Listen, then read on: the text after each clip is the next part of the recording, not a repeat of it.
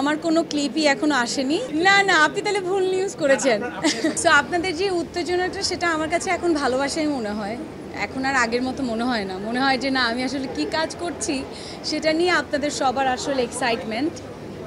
So ভালো লাগছে যে এই অ্যাওয়ার্ডটা পাওয়া, কারণ এটা হচ্ছে ঘুমপড়ির জন্য পেয়েছি। ঘুমপড়িটা আমার সব কাজই তো আসলে খুব পছন্দের কাজ, বাট ঘুমপড়িটা হচ্ছে বলবো অ্যাক্টিং ক্যারিয়ারের অনেক স্মরণীয় একটা কাজ। বিকজ আমার যে ডিরেক্টর জাহিদ প্রীতম যখন গল্পটা বলছিল তখন আসলে আমি একটু কনফিউজ।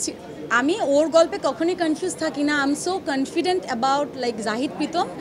বাট থাকে না যে গল্পটা এত হাই থটের ছিল, মানে আমার বুঝে উঠতে একটু ডিফিকাল্ট মনে হচ্ছিল। বাট যখন কাজটা সবাই মিলে কষ্ট করে করেছি আর যখন আউটপুট পেয়েছি তখন আসলে সার্থকতা।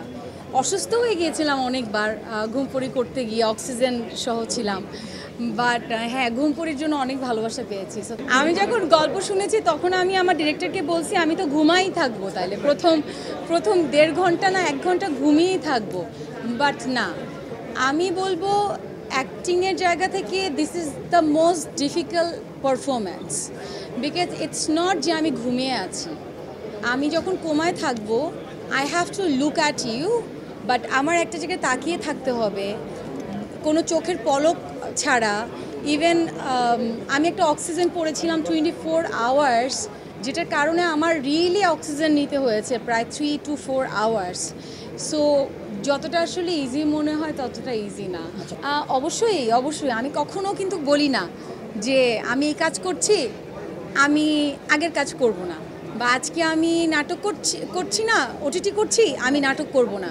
No, this is not my ethics, this is not, মানে আমার চিন্তাধারার বাইরে এটা।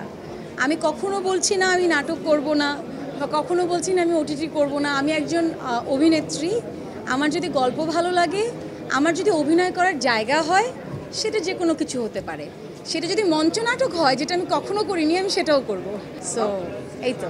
সবাই আসলে আপনার সিনেমার কথা জানতে চায়। আমার মনে হয় না এরকম কোনো ক্লিপ আমি দেখেছি। না না, আপনি তাহলে ভুল নিউজ করেছেন। দেন ইউ আর রং, আমার কোনো ক্লিপই এখনো আসেনি। সেটাই বললাম, মাঝে মধ্যে একটু জেনে শুনে নিউজ করলে ভালো। ওইটা আমি ছিলাম না। বাট অবশ্যই আপনারা জানেন একটা ভালো কাজ করতে যাচ্ছি, বড় কাজ করতে যাচ্ছি। আমি অনেক অনেক বেশি এক্সাইটেড।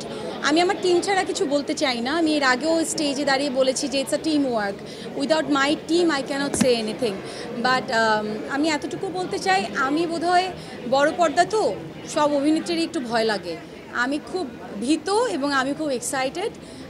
আমি চাই আপনাদের সবার দোয়া এবং আপনাদের সবার সহযোগিতা, যাতে ভালো কাজ দিয়েই তো এখানে এখনও দাঁড়িয়ে আছি। ভালো কাজ ছাড়া কিন্তু লাইফে কিছু নেই। সো ভালো কাজ দিয়েই থাকতে চাই।